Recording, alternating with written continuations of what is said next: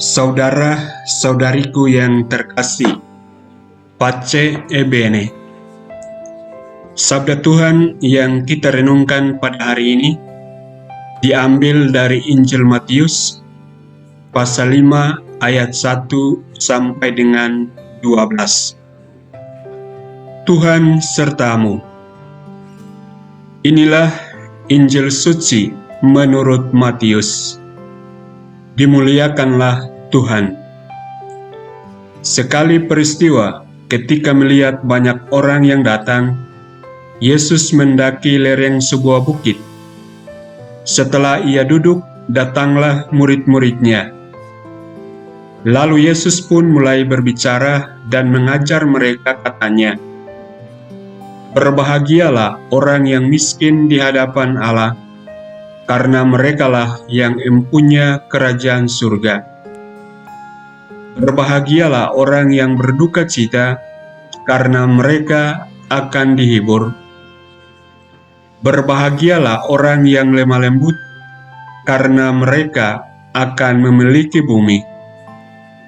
Berbahagialah orang yang lapar dan haus akan kebenaran, karena mereka akan dipuaskan.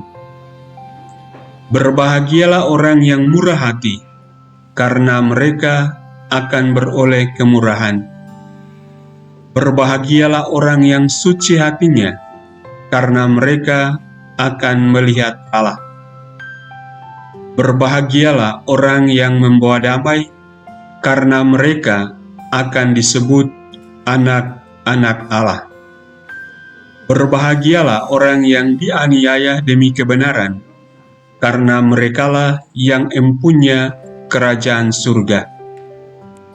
Berbahagialah kamu, jika demi aku kamu dicela dan dianiaya, dan kepadamu difitnahkan segala yang jahat. Bersukacita dan bergembiralah, karena besarlah ganjaranmu di surga."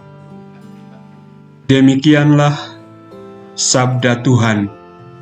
Terpujilah Kristus.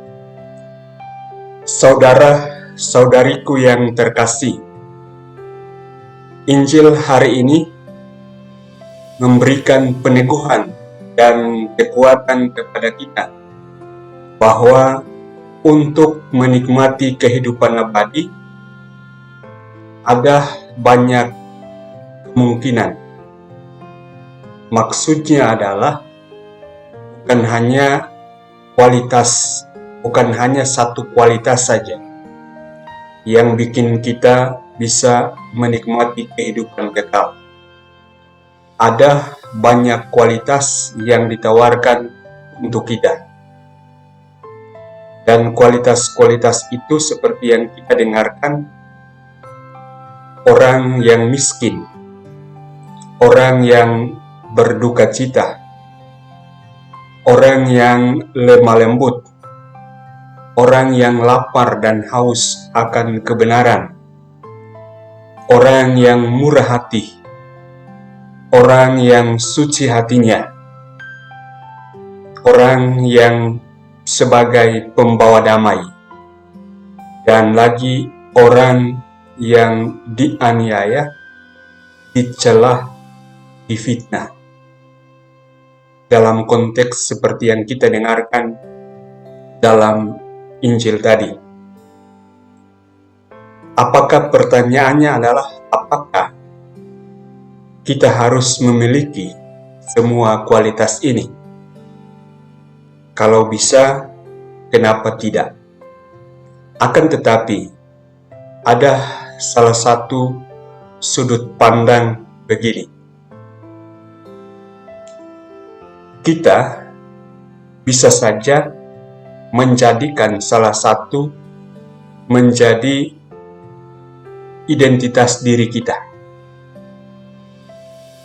Santo Santa misalnya, ketika orang menyebut nama mereka, ada kualitas tertentu yang menjadi ciri khas mereka. Misalnya, Santo Fransiskus Assisi, ketika orang menyebutkan namanya,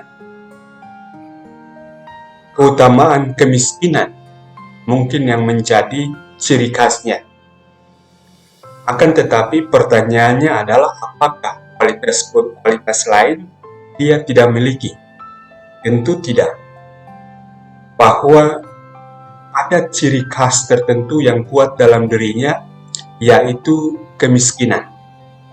Akan tetapi dari dasar itu kemudian mengalir juga kualitas lainnya.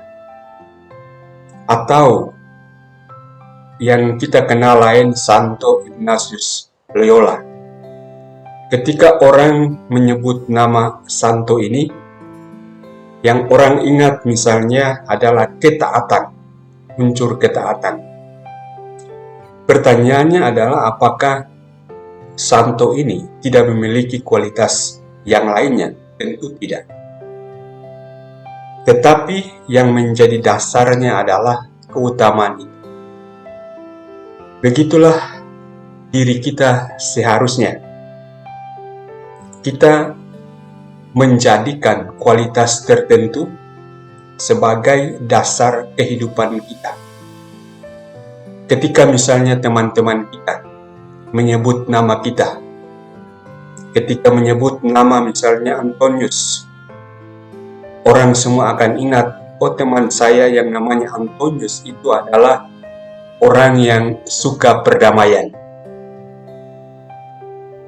Atau misalnya nama lain, ketika orang menyebut nama Francisca,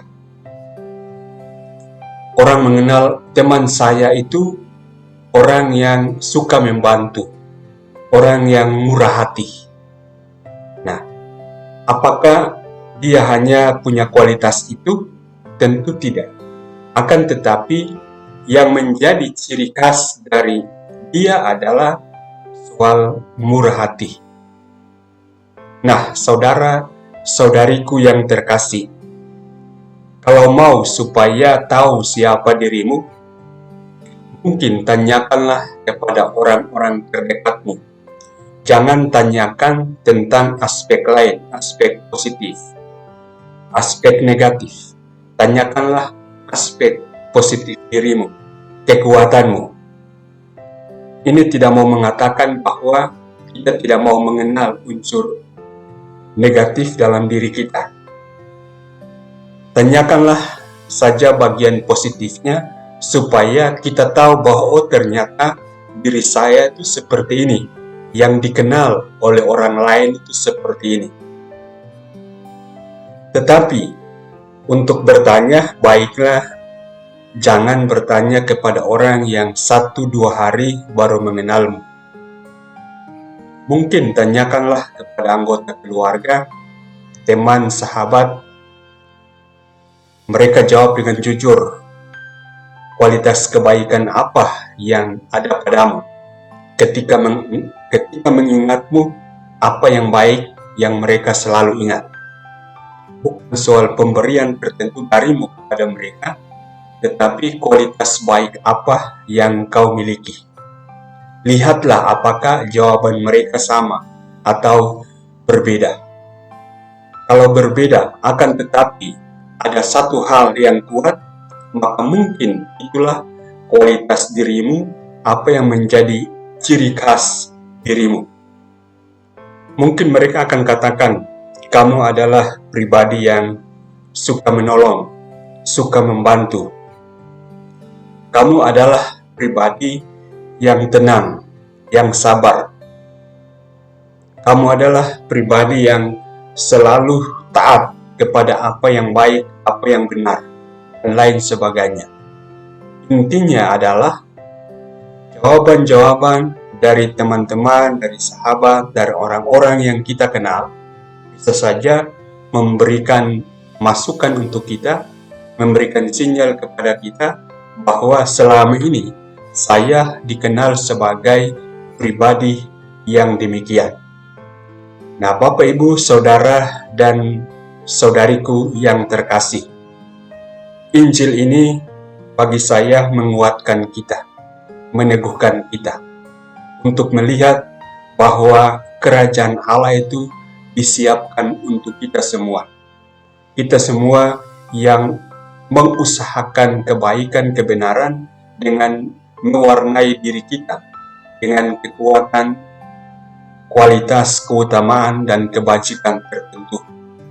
Ketika kita kuat dalam kebijakan, kebajikan, keutamaan tertentu, maka diri kita akan diwarnai oleh kebajikan dan keutamaan itu, dan kebajikan, keutamaan lain akan menyertainya pula. Saudara-saudariku yang terkasih, semoga renungan yang kita dengarkan pada Hari Raya Para Kudus ini, Santo Santa ini, menguatkan perjalanan kehidupan kita, sehingga kita boleh pada kelaknya berbahagia bersama para kudus Allah. Selamat merayakan Hari Raya Para Kudus, Santo Santa. Tuhan memberkatimu.